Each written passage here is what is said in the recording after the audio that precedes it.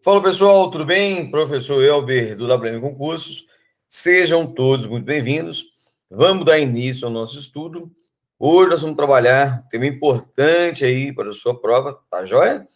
Então nós vamos trabalhar hoje processo penal e processo penal militar, né? Então processo penal e penal militar. Então de grande importância para a sua prova. Nós vamos destacar, gente, lógico que nosso objetivo aqui não é trazer todos os pontos, e sim aqueles pontos principais que pode cair na sua prova, tá joia? Então vamos lá, vamos fazer essa revisão aí. Vamos lá. Então, primeira coisa, alguns pontos importantes do processo, né? A gente parte, né, dos princípios, né? Dos princípios do processo. Então, é importante destacar, né, os princípios do processo, de grande relevância para a sua prova. Então, a primeira coisa é o princípio do devido processo, né, pessoal? Não há que se falar, né, em realizar qualquer tipo de punibilidade, tanto na seara administrativa quanto na seara penal, sem o due process of law, né? Sem o devido processo legal. Então, é importante nós destacarmos isso aí. Olha lá. Direito de ser ouvido, informado dos seus atos processuais, acesso à defesa técnica por meio do advogado constituído, né?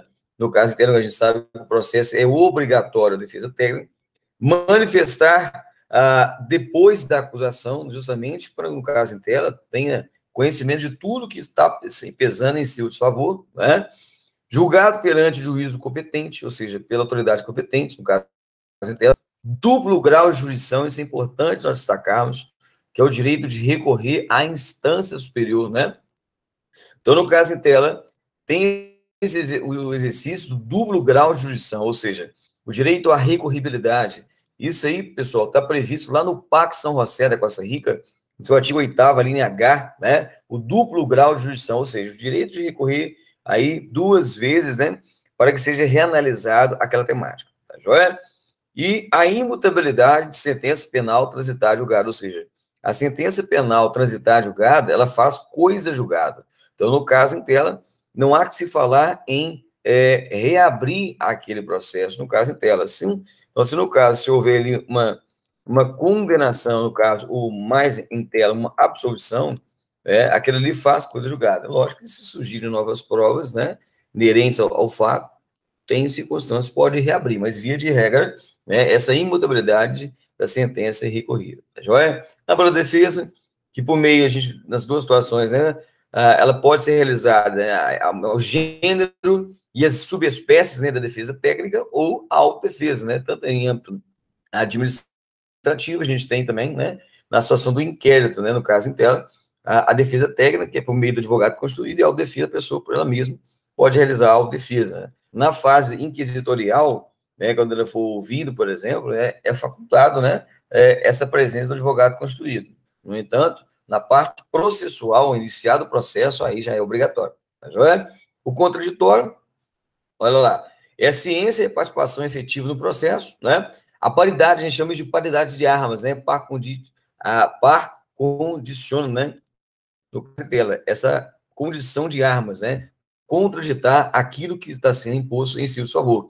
Nós chamamos de uma participação em simétrica paridade, ou seja, da mesma forma que tem elementos ali para que haja a acusação, há que se ter também de contraditar aquela acusação, ou seja, a pessoa alegar aquilo, contraditar aquilo que é alegado em seu desfavor, né? Oficialidade, né? A gente sabe muito bem, né, que, no caso, cabe à administração, o poder público, no caso em tela, é um órgão oficial, né? Ele cabe ali dar esse impulsionamento às atividades do devido processo. A oficialidade, agir de ofício, né? No caso em tela, cabe ao órgão, né? Nós falamos, né, a oficialidade, a oficialidade, na verdade, é o órgão, né, do Poder Judiciário, no caso em tela, dentro do devido processo, a autoridade de polícia judiciária, que é o tenente-coronel comandando o batalhão, no caso, inquérito policial militar, ou no APF, né? E a oficiosidade, na verdade, é o agir pelo Estado, né? Nós vamos ver, por exemplo, a ação pública incondicionada. Cabe ao PARCAT, né, ao Ministério Público, realizar de ofício os atos, né? No caso em tela, tem esse princípio da oficiosidade do caso, ele de ofício ele tem que agir, né? Ele não precisa ser provocado, principalmente no que tange a ação pública incondicionada. Publicidade dos atos é a regra, né? É a regra do devido processo, que os atos sejam públicos. A professor tem exceção? Sim. No caso, por exemplo, lá do inquérito policial, do inquérito policial militar, que via de regra nós sabemos que ele é o quê? Sigiloso, né? Quem pode ter acesso aos autos do inquérito? A autoridade judiciária, quem está investigando, o Poder Judiciário, o Ministério Público e o advogado constituído. Professor, o advogado tem acesso a todas as provas produzidas? Via de regra, sim, né? Algumas não, aquelas, por exemplo, que estejam no curso da investigação, aí não, porque ali, no caso, precisa de ser concluídas. Por exemplo, uma interceptação telefônica, a quebra de um sigilo bancário, uma quebra de sigilo de dados e informações. Então, se tiver no curso ainda da investigação, essas provas ainda têm que ser resguardadas justamente para não atrapalhar nas diligências, né? Inadmissibilidade de provas obtidas por meios ilícitos, né? Inclusive o chamado de fruto da árvore envenenada, os meios dos processos também, se foram decorrentes daquela prova, também serão desentranhados, caso aquela prova ela seja, né, ilícita, produzir por meios ilícitos, então ela vai ser desentranhada, no caso, em tela via de regra, né? Logicamente, se ela for produzida independentemente dessas provas ilícitas, aí tudo bem, podem ser utilizadas essas provas, outras provas, mas que têm uma independência com as provas ilícitas, né? A gente chama do fruto da árvore envenenada. Imparcialidade do juiz, temos sabendo, o juiz, no caso, também como qualquer outro servidor, ele detém o princípio da legalidade, da impessoalidade, da imparcialidade, né? No caso em tela, que ele não deve favorecer um em detrimento de outro, né? A gente trata da impessoalidade, da imparcialidade. Ele tem que fazer valer o direito, né? Brevidade do processo e economia processual, também é uma garantia constitucional, que o processo também ele não seja muito longo, mas também ele não seja muito curto, porque se ele for muito longo, às vezes a pessoa, ela, né, até decai, né? Aquele direito, né? Na verdade, às vezes perde, né, a essência, a finalidade, o que ela busca daquele direito. Ele pode perecer, na verdade, a perecibilidade daquele direito. E também que ele seja muito curto, porque se for muito curto, ele viola, às vezes, o devido processo, a defesa contraditória, a produção de prova inerente para a elucidação dos fatos. Então, ele tem que ser o princípio da razoabilidade, da razoabilidade, da proporcionalidade processual. Tá joia? Juiz natural, o princípio do juiz natural é o responsável competente para o devido processo. A não autoincriminação também é uma subespécie, né, da presunção de inocência, o direito de não produção de prova contra si, né, no caso interno, tem que ser respeitado, está previsto tanto na Constituição, quanto no Código de Processo Penal Comum, também no Código de Processo Penal Militar. É o direito ela de ficar calado e não produzir prova contrária a seu interesse, né? No caso em tela, aquele indiciado, por exemplo, aquele processado, o réu, né? Ele tem esse direito. Lembrando que no caso da testemunha, não. A testemunha, ela tem o direito, ela tem o dever de falar a verdade, nada mais do que a verdade. Aqui é um organograma que o próprio professor, né, de vocês aí, da temática, colocou o organograma da organização do poder, né, do Poder Judiciário. Nós temos a Corte Máxima do Supremo Tribunal Federal, os órgãos sediados em Brasília, né, o STJ, o STM, o TST do Trabalho e o TSE eleitoral. Nós temos o Superior Tribunal Militar, no caso vinculado aos militares, das Marinhas e das Aeronáuticas, das Forças Armadas, né? E nós temos aí os tribunais regionais. No caso em tela, nós temos aí o Tribunal de Justiça Militar em 3 estados, sabemos, né? Minas Gerais, São Paulo e Rio Grande do Sul. E, em segunda instância, em primeira instância, no caso da nossa justiça, nós temos o juízo militar, as auditorias do juízo militar e os conselhos de justiça, né? Lembrando que, no caso, policiais militares e corpos de bombeiros militares, pessoal, nós temos as auditorias e os conselhos de justiça em primeira instância, em segunda instância, no caso, Minas, São Paulo e Rio Grande do Sul, o TJM em segunda instância, e em grau recursal, diretamente ao STF, principalmente no que tange a violação de normas constitucionais. Tá joia? Lembrando que, no caso, as auditorias e conselhos de justiça relacionadas aos militares da União, ou seja, Marinha, Exército e Aeronáutica, a situação de recorribilidade não vai ao TJM, vai direto ao STM, o Superior Tribunal Militar sediado em Brasília. Então, isso é importante nós destacarmos essa diferença, né? Isso também está previsto, né, na Constituição Federal, lá no seu artigo 124, 125 da Constituição, no que tange a competência da Justiça Militar. Tá joia? Inquérito policial militar. Interessante nós destacarmos aí, né, que pode ser uma boa questão aí na sua prova, tá joia? Então, vamos lá. É a apuração sumária de fato, que nos termos legais configura crime militar e sua autoria. Então, na verdade, pessoal, é uma apuração, é um ato inquisitorial preparatório investigatório, ou seja, que visa elucidar se a autoria em materialidade criminal e subsidiar ao MP, no caso, o Ministério Público, para denúncia, que é o titular da ação penal pública, e o do processo final, o devido processo é presidido pelo juiz, no caso em tela. Então, o inquérito policial, gente, visa buscar elementos probatórios se há autoria e materialidade de ato criminoso. Então, é importante nós destacarmos. E o artigo 9º, a gente trata do inquérito policial militar.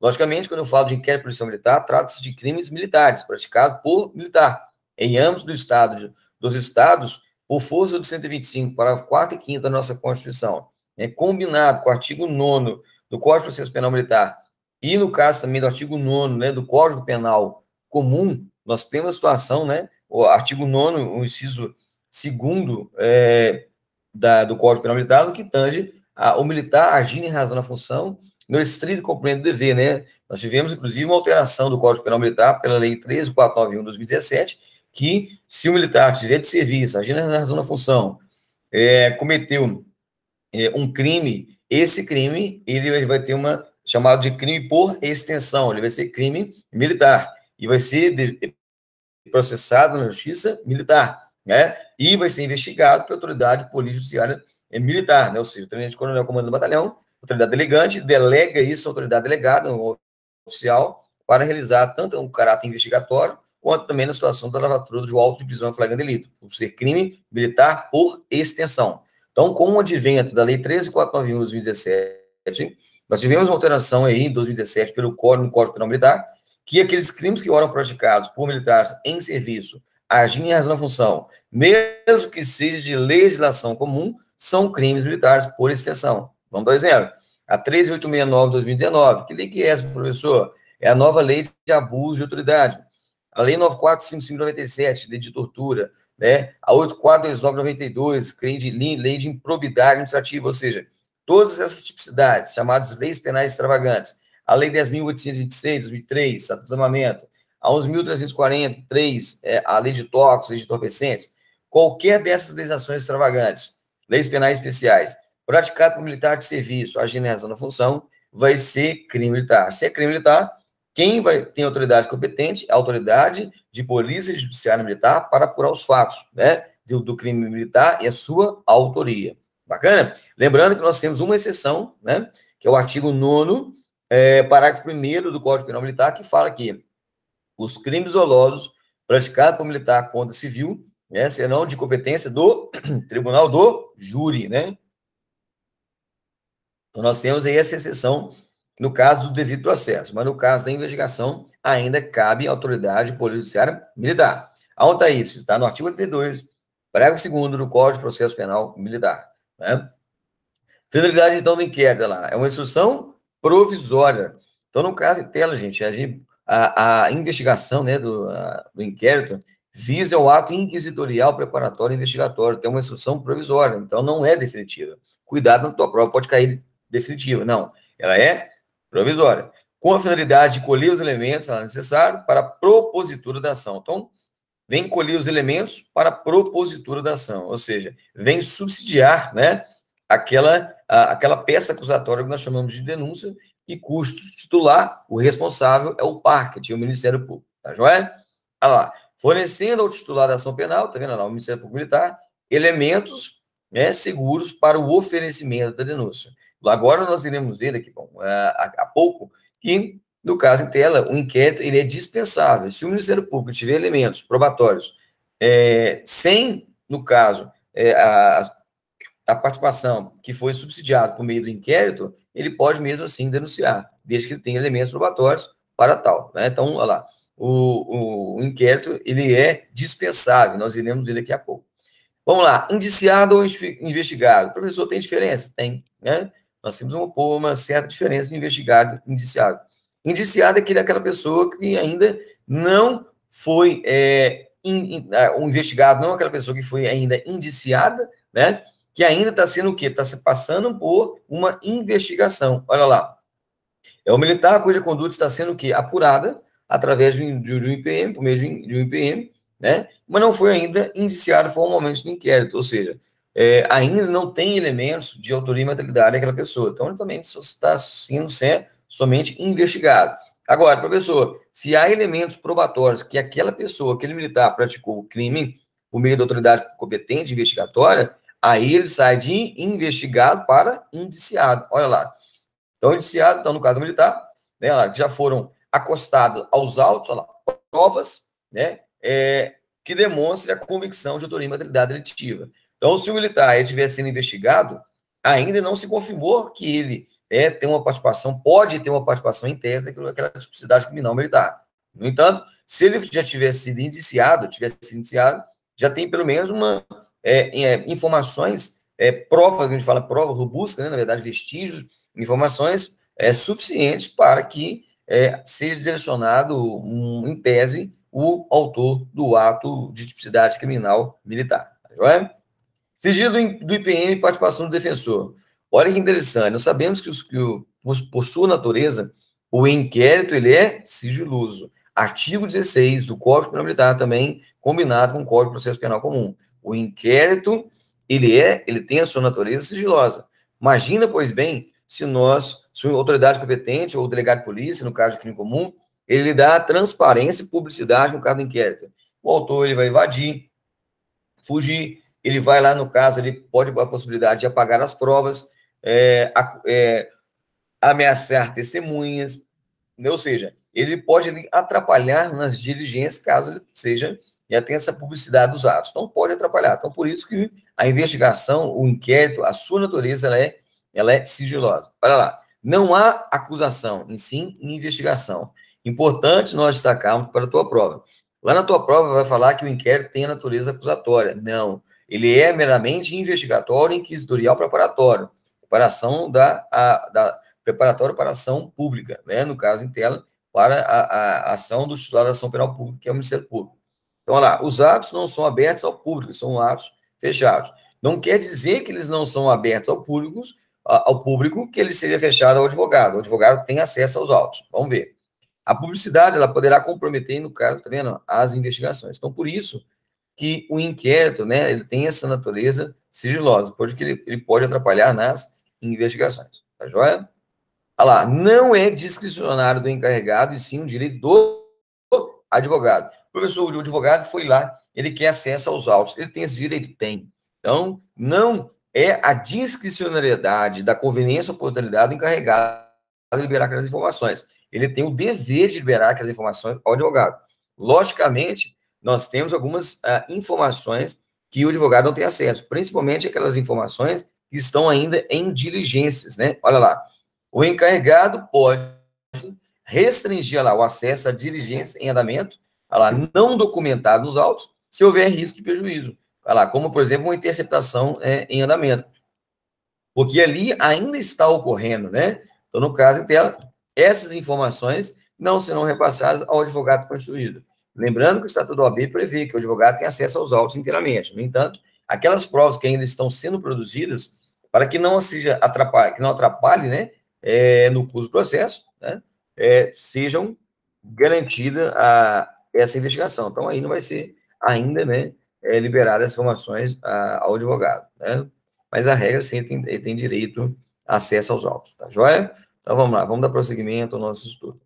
A autoridade militar não pode arquivar, mesmo diante que... Gente, questão de prova, deixa eu até dar um destaque aqui, ó. Autoridade de Polícia Judiciária Militar, tenente coronel comandante da unidade, ele pode arquivar os autos? Não.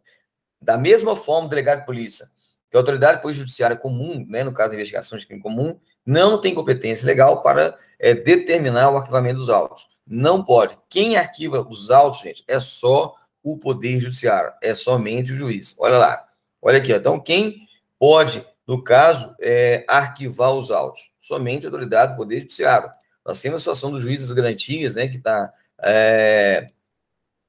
suspensos os efeitos, né, por causa do entendimento do Supremo Tribunal Federal, a mudança do pacote de crime pela Lei 3.964, que traz essa competência ao Ministério Público, né, do arquivamento dos autos. Mas essa situação ainda está suspensa, né, por efeito de uma liminar no STF. No caso do juiz das garantias, né, a regra do pacote de crime está suspenso. Até então, né, cabe ao Poder Judiciário, ao juiz, arquivar os autos do inquérito. Bacana? Então, a autoridade nossa, de Poder Judiciário Militar, não tem competência para arquivar os autos. É uma boa questão de prova. Tá? Dispensabilidade do inquérito. Nós falamos que o inquérito ele não é condição sine qua non, ou seja, condição sem a qual, né, é obrigatório para o oferecimento da denúncia. Então, no caso dela, não tem sine qua non, não há aquela condição sem a qual, não, se não houver, né, o inquérito, não haja o devido processo, a denúncia e tal, né? Então, ele é dispensável. Olha lá, não sendo fase obrigatório para persecução criminal. Logicamente que ele é importante para elucidar os fatos, para ajudar a autoridade judiciária a decidir se há a autoria e materialidade criminal ou não, né? Mas ele é dispensável, dispensabilidade. Quer dizer o quê? Que se o Ministério Público quiser denunciar e nem levando em consideração o inquérito, ele pode, ele é dispensável. Então, o Ministério Público tanto pode levar em consideração, como também pode dispensar o inquérito policial.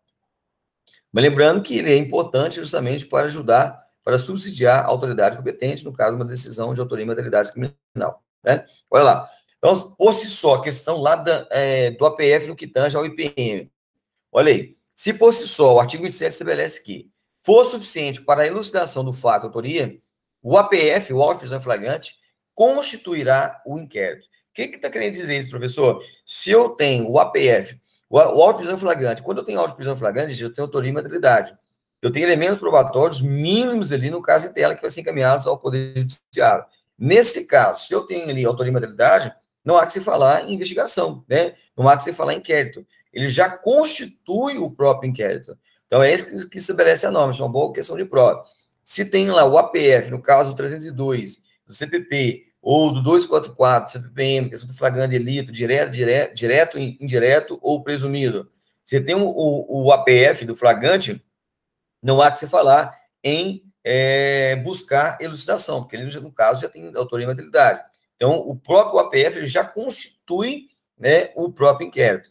Agora, lógico que tem outras diligências que podem ser realizadas, por exemplo, o exame de corpo de delito, né, que deixa vestígios. Aí, no caso dela, né, pode se realizar mais atos relacionados ali ao fato. Bacana? Detenção do indiciado. Gente, nós temos uma situação aí de detenção. Aplicação somente na fase de inquérito, somente aplicado no processo penal militar. Nós temos uma figura de detenção que é previsto na Constituição e no Código Penal Militar. A previsibilidade, na verdade, do Código de Processo Penal Militar, as questões constitucionais que trata, né, do caso dessa detenção. E essa detenção, gente, ela é aplicada somente à militar e ela é aplicada pela autoridade judiciária militar, ou seja, o tenente-coronel. Interessante, nós temos essa figura, né, dessa prisão, dessa detenção, diferente das medidas cautelares. As medidas cautelares, por exemplo, de prisão preventiva, temporária, elas são determinadas pela autoridade judiciária, somente o juiz pode pedir uma medida cautelar, uma prisão preventiva, temporária. No entanto, nós temos a situação de detenção do indiciado, que no caso vai ser dado pela autoridade judiciária, o tenente-coronel comandante da unidade. Tem essa previsão na Constituição. Olha lá, fala aqui, no artigo 5º, inciso 61, fala que ninguém será preso senão em flagrante, delito ou ordem escrita e fundamentada da autoridade judiciária. Agora vem aqui, ó, salvo nos casos de transgressão militar ou crime propriamente militar. Então, no caso, essa situação de crime propriamente militar, né? Deixa eu dar um destaque maior aqui, ó. No caso de crime propriamente militar, cabe detenção, que vai ser estabelecida pela autoridade polícia judiciária militar. Então, o tenente-coronel ele pode deter o militar no caso de crime propriamente militar. Professor, o que é o crime propriamente militar? É aquele crime que é praticado somente por militar, no caso em âmbito estadual, e cuja conduta está moldada somente no Código Penal Militar. Por exemplo, desobediência, desacato superior, recusa de obediência, motim, revolta, conspiração, né, aliciamento para a prática de motim. Então, ou seja, os crimes propriamente militares, deserção, são nesses crimes tem detenção por parte de autoridade polícia judiciária militar, ou seja, tenente-coronel, comandante da unidade, tá joia? E, logicamente, a ausência de formalidades pode ensejar ali abuso de autoridade pela autoridade competente. Olha lá, pode ser decretada lá pela autoridade judiciária militar, ou seja, o tenente-coronel, comandante da unidade, pode decretar essa detenção. É por força constitucional também. Professor, qual que é o prazo dessa detenção? O prazo dessa detenção são de 30 dias, prorrogado mais 20. Pode ser uma boa questão na tua prova. Então, tem que ficar atento aí. Olha lá. Escrivão de PM. Quem pode ser escrivão de PM? Artigo 11 do CPPM. Questão de prova, hein?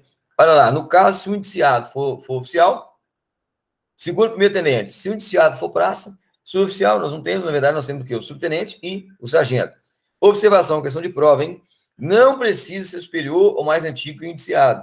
Então, no caso, o escrivão de PM, lá, o sargentão lá, ele tem que ser mais antigo que aquele militar que foi indiciado? Não. O militar indiciado, né, no inquérito, pode ser lá um primeiro sargento, por exemplo, e o escrivão pode ser um terceiro sargento, recém-formado, né? Então, o escrivão de IPM, não necessariamente, né, o escrivão ele tem que ser mais antigo que aquele que está sendo indiciado, está sendo investigado, no caso dela, né? Então, ali, por exemplo, nós temos um oficial, né, a presidir o inquérito, você tem lá um primeiro sargento que foi indiciado num crime, e você tem lá um escrivão, por exemplo, um terceiro sargento. Pode, porque não precisa ser superior ou mais antigo que o indiciado. Tá joia? Questão de prova, hein? E também presta o compromisso. Olha aí, ó, no artigo 11, nós vamos ver que presta o compromisso. Ele presta o compromisso, o escrivão. Ele presta o compromisso do escrivão. Tá joia? Daqui a pouco nós vamos repetir essa informação, é importante destacar.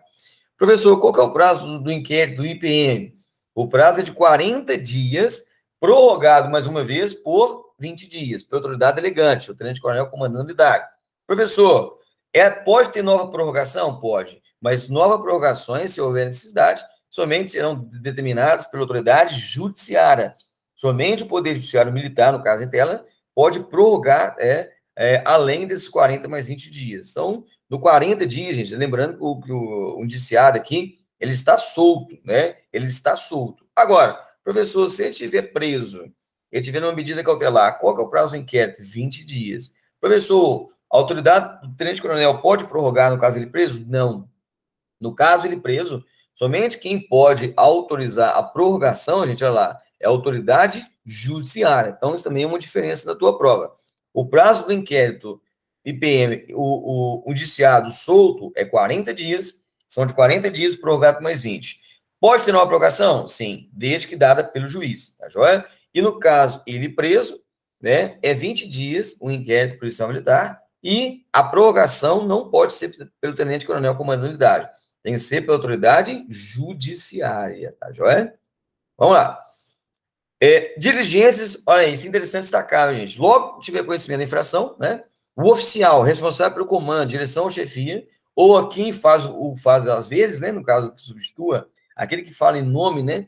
Do comandante, oficial de dia, lá, o CPU, o CPC, o comandante, deverá, se possível, olha lá, a regra do Código, tanto do processo penal comum, né? No caso, aí cabe ao delegado de polícia, a tenente-coronel comando da unidade, e quem o faz que o substitua, né? O oficial de dia, CPU, CPC, ou subcomandante da unidade. O que ele tem que fazer, professor? Dirigir-se ao local, providenciando para que não se altere o estado e a situação das coisas, ou seja, ele tem que isolar, conter e isolar o local, justamente ali para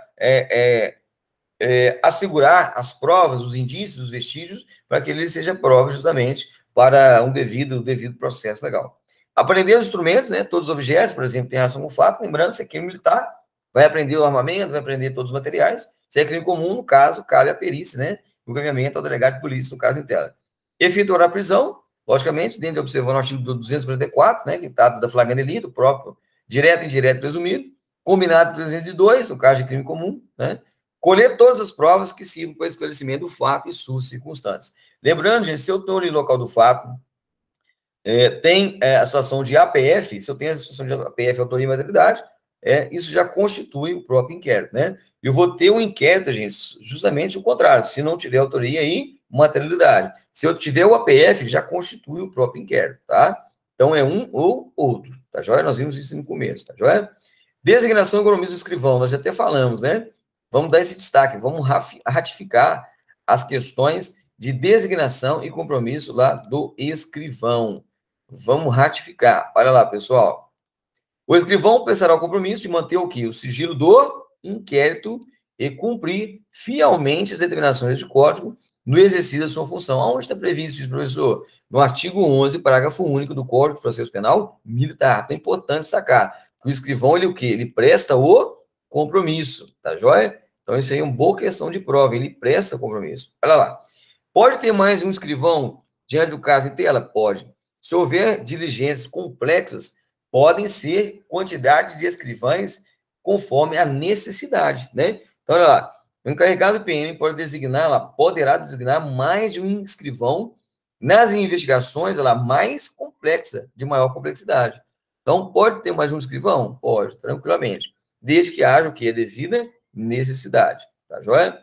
Pessoal, ação penal pública. Sabemos que, via de regra, nós temos ação pública e ação privada. Ação pública subdivide em ação pública incondicionada e ação pública condicionada à representação. E ação privada subsidiária da pública, por exemplo, uma ação privada.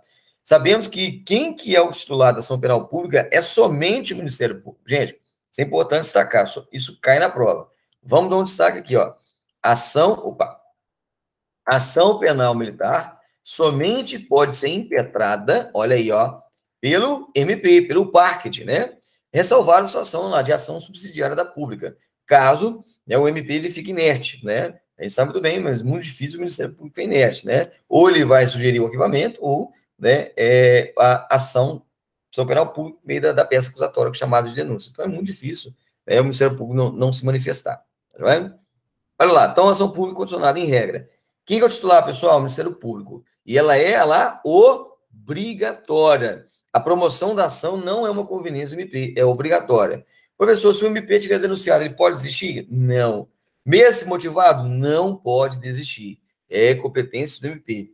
Olha lá, denúncia pode ser apresentada sempre que houver, olha lá, ó, prova de fato, em tese que constitui crime, indício de autoria. Então, gente, é importante destacar que o MP, ele iniciar a ação, a peça acusatória, não pode desistir. Agora, se houver, durante a fase acusatória, ele visualizou que não tem o militar, no caso, por exemplo, ele não cometeu o crime, ele, no caso, ele pode sugerir o arquivamento, mas ele não pode desistir da ação, tá joia?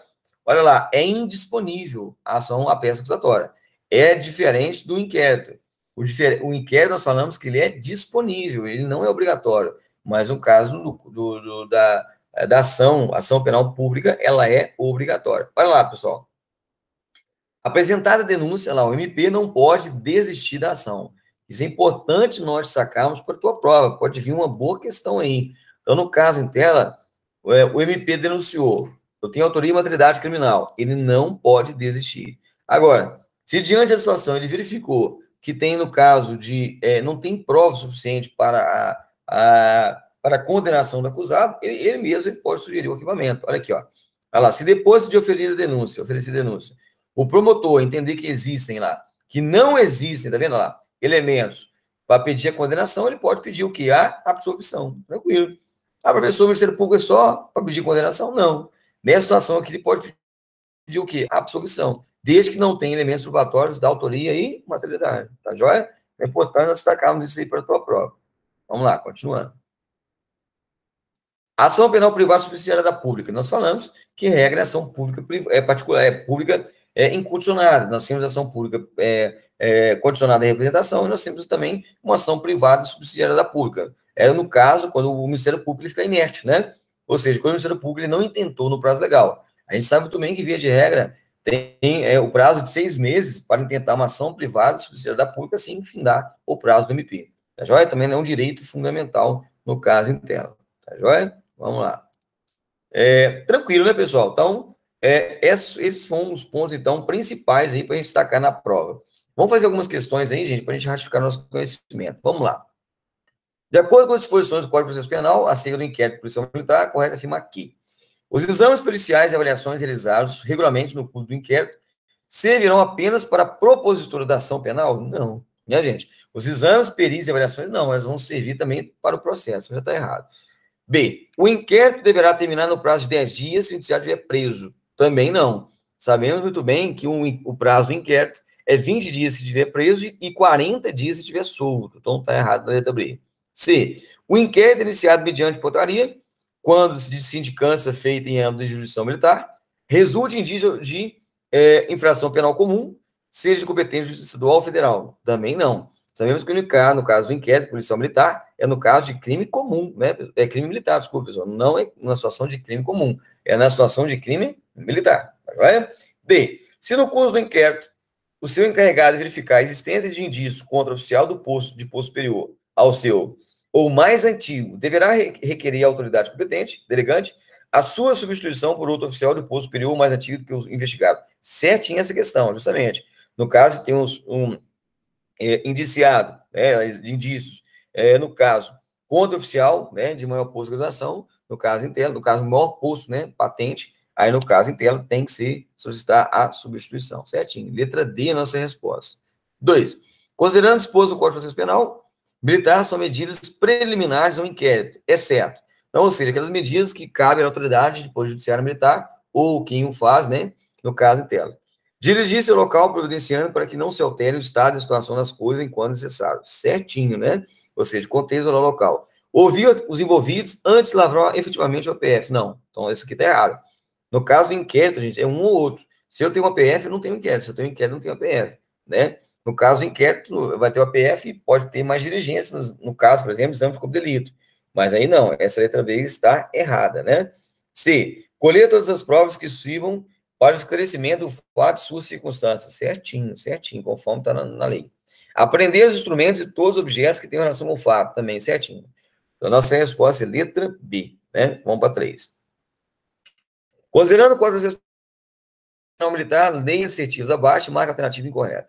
Qualquer pessoa no exercício do direito de representação poderá provocar iniciativa do MP, dando-lhe informações sobre o fato que constitui o crime militar e sua autoria, indicando-lhe os elementos de convicção. Certinho, tranquilo, né? Tá certo. A ação penal é pública e somente pode ser provida por denúncia do MP. Certinho, gente. Nós falamos, né, que a ação penal é pública e somente por denúncia do MP. Né? No caso em tela, é o titular pública, né? Somente ele, o parquet, né? C. Apresentada a denúncia, o MP poderá desistir da ação desde que devidamente motivado. Não. Ele não pode desistir da ação. Nós falamos. No caso, ele verificar que não tem provas suficientes, não tem elementos probatórios, ele pode solicitar a absolvição no caso interno. Tá joia? Então, essa é a nossa resposta, né? Vamos ver a D.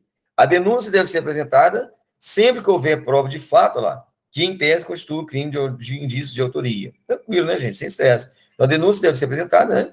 Sempre que houver autoria e imaturidade. Sem estresse nenhum. Então, nossa resposta é a letra C. 4. Compete a Justiça Militar Estadual. Nós vimos, né, gente, a questão da competência, o artigo 125 e 124 da nossa Constituição, que, no caso, a Justiça Militar Estadual julga quem? Os militares dos crimes militares, né? Lembrando que a Justiça Militar da União julga civil. Nós, em âmbito estadual, a Justiça Militar do Estado, com força do 125, parágrafo 4 e 5 da Constituição Federal, né, julga somente os militares por prática de crimes militares e as ações judiciais contra atos disciplinares. Então, nós temos aí a resposta letra A, tá joia? E número 5, considerando que prevê o CPP, mais alternativa correta. Prisão penal é aquela que ocorre durante o inquérito, no curso do processo, antes do trânsito julgado, sentença condenatória, com a finalidade de segurar a investigação e o processo. Não, né? Não é a resposta. B, o escrivão presta compromisso de manter a postura militar durante o inquérito? Não, também não tem isso, não. C, o escrivão prestará compromisso de manter o sigilo do inquérito e de cumprir fielmente as determinações do Código no exercício da função. Certinho, né? Nós temos aí artigo 11, parágrafo único do Código de Processo Penal Militar. Certinho, a letra C. Vamos ver a D. Vamos ver a D. O inquérito é sigiloso, tranquilo. E seu encarregado não deve permitir que dele tome conhecimento do advogado do indiciado. Não, está errado isso aí. O advogado tem acesso aos autos, tanto previsto no CPPM, quanto também no Estatuto da OAB. Tá? Então, letra C, né? 6. Em relação ao IPM, é correto afirmar que deverá terminar dentro de 20 dias se o indiciado estiver solto. Não, no caso, o inquérito, o inquérito policial militar, se ele estiver preso em 20 dias, se ele estiver solto em 40 dias, prorrogado mais 20, né? Vamos ver a B. Ao encarregado é vedada a representação a fim de que seja decretada prisão preventiva do indiciado. Não, ele pode representar, né? Justamente uma prisão, as medidas cautelares, né, no caso dela. Então, está errado. C. O inquérito IPM caracteriza por exigir sigilo absoluto, previsto de forma expressa do IPM, de modo que veda seu advogado e o investigado ao acesso aos autos no procedimento investigatório. Não, errado, né? Não tem essa natureza absoluta, é relativa. no caso, tem acesso aos autos sim, o advogado constituído. Bacana? E letra D, são definitivas as provas periciais nele produzidos. Certinho. Nossa resposta, letra D. 7. Em relação ao IPM, é correto afirmar que inquérito deverá terminar em 20 dias, se o indiciado tiver preso, né? Contar esse prazo a partir do dia em que executar a ordem de prisão, e no prazo de 40 dias, quando o indiciado estiver solto, contados a partir da data do crime. Vamos ver, hein? Vamos ver. B. A autoridade militar não poderá mandar arquivar os autos inquéritos, embora conclusivo pela existência do crime do crime ou da imputabilidade do indiciado. A autoridade militar não poderá mandar, né, arquivar os autos do inquérito. Correta essa questão. Correta essa questão. Tá joia? Olha lá. C. O inquérito policial militar é a apuração sumária do fato, em tese, criminoso sua autoria, não tendo, no entanto, valor jurídico os exames, as perícias realizados que não forem repetidos no juízo durante o processo. Não, né? Está errado, né? No caso, tem sim o valor jurídico, os exames, perícias, né, que no caso, em tela, não forem repetidos. Então, essa questão está errada, tem esse valor sim probatório. D. O inquérito deverá terminar em 10 dias se o indiciado estiver preso. Não, já está errado, né? Tem que terminar, tem que findar em 20 dias. Então, a letra A também está errado, né, gente? No caso aí, 40 dias não é a partir da data do crime, né? Da instauração da portaria, tá joia? Então, no caso, em tela, está errado. Então, nossa resposta é letra B, né? A autoridade militar não pode mandar arquivar. Gente, lembrando, quem manda arquivar só é o Poder Judiciário, tá joia? Considerando o CPPM, leis alternativas abaixo, mais alternativa incorreta. Ação penal é pública e somente pode ser promovida por denúncia do MP. Certinho, MP militar, certinho, né? Qualquer pessoa no exercício de direito de representação poderá provocar a iniciativa do MP, dando informações sobre o fato que constitui o crime militar e sua autoria, indicando os elementos de convicção. Certinho. C. Apresentada a denúncia do MP poderá desistir da ação? Não. Mesmo motivada? Não pode desistir. Essa é a nossa questão. Tá joia? E a letra D, a denúncia deve ser apresentada sempre que houver prova de fato em teste constituir crime indício de autoria. Certinha a questão. 9. Em relação ao escrivão do inquérito, todas as alternativas estão corretas, exceto o escrivão prestará compromisso de manter sigilo do inquérito e de cumprir fielmente determinações do PPM no exercício da função. Certinho, artigo 11, parágrafo único. A designação de escrivão para o inquérito caberá ao respectivo encarregado, se não tiver sido feita pela autoridade que lhe deu a delegação para aquele fim. Certinho. D. Não precisa superior, no caso, ou mais antigo que o indiciado, né? Certa questão. Não precisa superior ou mais antigo que o indiciado, questão do escrivão. D. A função de escrivão recairá em segundo tenente se o indiciado for oficial e da ativa, se o indiciado for oficial da ativa, e em sargento, subtenente oficial nos demais casos, né? No caso em tela aqui, no caso da questão. Bacana? Vamos lá para a questão número 10. Estando o IPM em curso sobre a restituição das coisas, é correto afirmar aqui. A restituição poderá ser ordenada pela autoridade policial militar ou pelo juiz, mediante termo dos autos, desde que a coisa apreendida não seja restituída, não interesse mais o processo, não exista dúvida quanto ao direito do reclamante. Olha aí, pessoal. Vamos fazer essa análise aqui no caso em tela. Olha aí, pessoal. Deixa eu pegar essa questão aqui, só para nós confirmarmos o gabarito dessa aqui, né? Nós tivemos duas dúvidas aqui, na verdade, né? Na verdade, aí, ó. Aqui no caso em tela, gente, olha lá, a questão é errada, né? No caso, sendo indiciado for oficial da ativa. Então, no caso em tela, nós não temos essa situação. Né? Segundo o tenente, indiciado for oficial da ativa, e em sargento suboficial nos demais casos. Então, no caso em tela, nós temos a letra D, né, na questão 9, como incorreta.